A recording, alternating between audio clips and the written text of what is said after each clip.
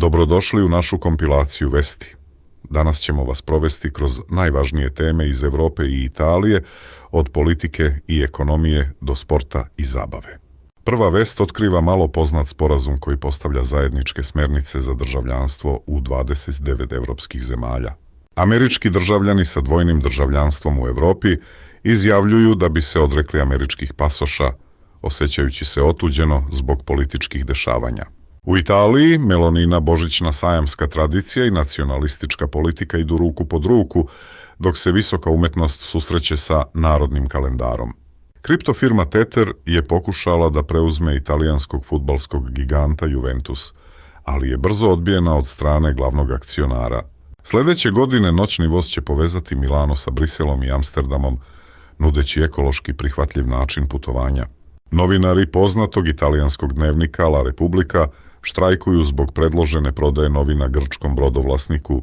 Olimpijski efekat već podiže cene nekretnina u Milanu, dok investitori ulažu u infrastrukturu za zimske olimpijske igre 2026. U svetu sporta rasprave o fudbalu vode vesti. Pulisić se proglašava za najboljeg igrača Serie A po performansama.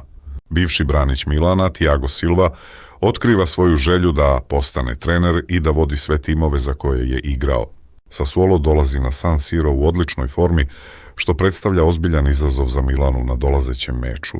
Šire od sporta, novi knjiga otkriva istinu o skrivenim manipulacijama iza čuvenog intervjua sa Lady Dianom iz 1995. godine.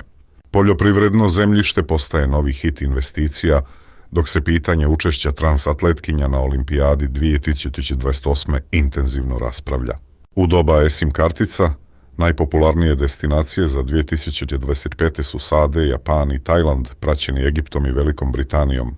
Za opuštanje tokom praznika Panorama predlaže 10 TV serija iz 2025. godine koje vredi pogledati. To je sve za danas. Hvala što ste pratili naš izveštaj, ostanite sa nama za još ažuriranih vesti.